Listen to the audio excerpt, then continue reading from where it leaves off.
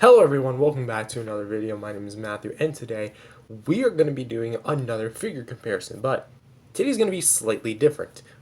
Usually I'd compare two larger sized figures, but these ones are a bit more mini. Or I guess one of them is a bit more Vinny, because in this corner we've got the Vinimates Godzilla 1954. And in this corner we have the newly released Super7 Godzilla 1954, ReAction Toho series figure. Both of these figures are small recreations of the 54 Godzilla that we all know and love. But which one stands supreme above the other? So we're going to be doing another actually a 7-rounder: sculpt and paint, articulation, size, accessories, price, availability, and box/packaging.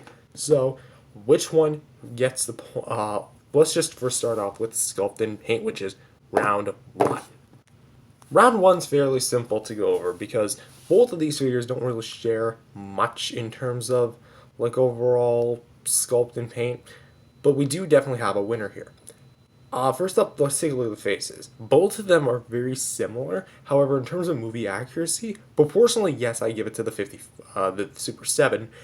But the Diamond Select Vinimates actually has a lot more accuracy going. When I see this, I think of the 54 Godzilla. When I see this, my mind doesn't automatically jump to 54. I kind of think more Raids Again, if that makes any sense. Because the two suit designs were very different. This one has some white paint for the eyes, black pupils, and gray teeth, while this one also has white eyes, black pupils, and gray teeth, although they appear more white on the Super 7 release. Both of them feature kind of painted claws. One's gray, one's white. Same thing for the toe claws. One's gray, one's white. And of course for the back spines, this is actually kind of a different story. This one looks more movie accurate than this one, and obviously somehow has the longer tail, despite this one being much more proportionally accurate to the movie, minus the tail. But where it gets really interesting is that how the way it's painted is completely different. This one just has, I can't actually tell if that, yeah, I think this might be paint, like the gray parts, and then they had lighter gray going around the outlines. Meanwhile, they painted the entire thing of this white, or unless this is just straight up white plastic, and then they sprayed it with some black spray, almost giving it like a burnt effect, which, keep in mind, the whole design of 54 was based on, radiation poisoning and burn marks of, the nuclear bombs and such in Japan, especially. So I think that's maybe like an unintentional touch, but either way, in terms of overall sculpted details, I'll say that the Diamond Select Vinimates has a lot better. However, it's not by much. But what is there is definitely better because you get a much more of a segmented tail than you do with this one. This one just kind of looks like a gummy worm. This one actually has a bit more detailing, a lot more kind of. It's also made of a much better plastic than this one is because this one just kind of feels on the more cheaper side. This actually feels really nice and sturdy. So in terms of which one I would pick, they're very close actually. But the thing that makes me pick him over him is the fact that he's made of a much more better quality plastic, which is what the sculpt is meant to be made of. And I would say that his paint apps look a bit better because I like his white claws, but they kind of stand out. This actually kind of blends a little bit better. Plus, he has more detail to him, and he looks a bit more movie accurate. Maybe not proportionally, but in terms of the design, it looks more movie accurate, and I like my movie accuracy. So round one goes to the Vinimates. Round two, articulation. Vinimates has two segments, one at the head. Don't want to twist it too far because otherwise you may end up scratching up the paint. And some articulation at the tail where you originally were supposed to plug it in up until they did the double release. This one, the Super 7, is just basically a smaller Bandai vinyl in terms of articulation, so that means you've got everything you need. The base of the neck kind of moves side to side. The base of the shoulders move Full 360, don't want to really stress it. The legs do not move a full 360, and because I mentioned earlier the quality of plastic it's made from, you can actually kind of see, I'll point it out again, even though I pointed out in the original review. Okay, come on, get focused. I mean, you can kind of see it, but for those that haven't seen it, you can kind of see, like, you see these little white bits? Yeah, what that is basically the sculpt grinding up against each other. Okay, seriously, why don't you focus? There we go, okay. A little finessing, and there you go. That's Playmates level quality. And you see that seam line? Almost starting to split. Not really good quality there, Super7. Not really good quality. But, yeah, it's like that on both sides. And plus you get a little bit of articulation towards the base section of the tail. So that's 6 segments to 2. He's got more posability options. So even though his build quality isn't necessarily the best, it's at least doable with what you have. So round 2 goes to Super7.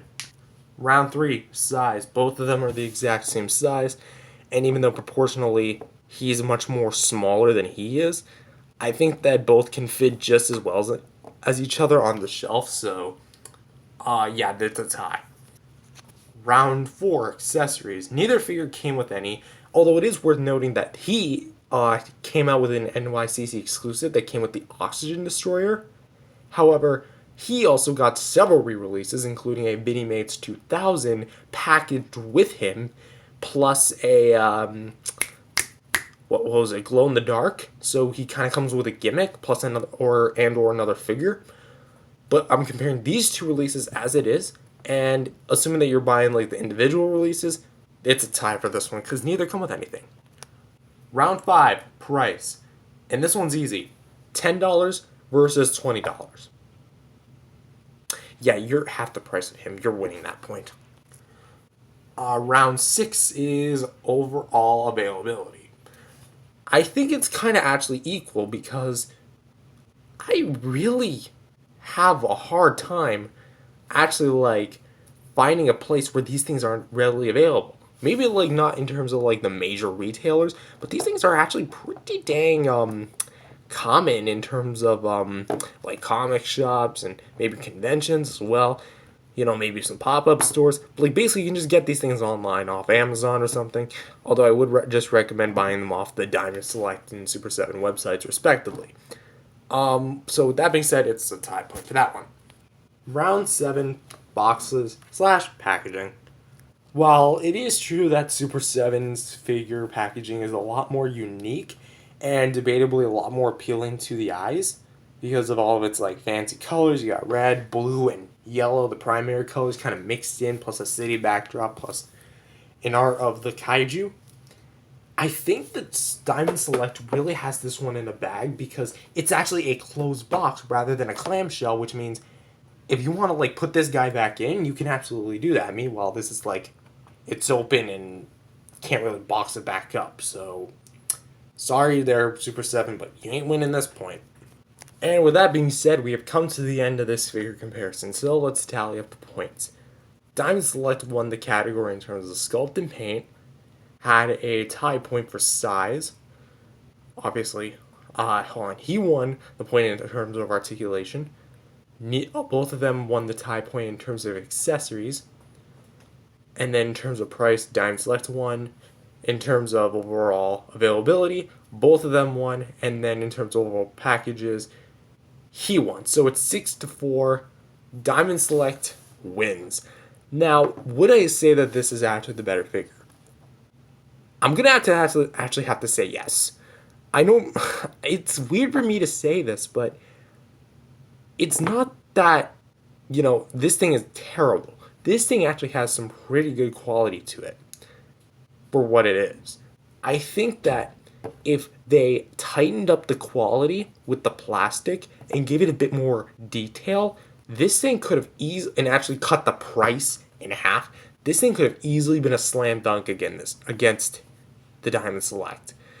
But of course it isn't, and this is kind of the situation we live in. So with that being said, I do recommend you buying them both, honestly. This one at the caution of your own wallet because he's $20 and the whole collection's like $120 or something. But with that being said, thank you guys for watching this video. If you guys liked it, definitely subscribe to the channel. God bless you all. Jesus loves you, and I'll see you guys next time. Peace out, everyone.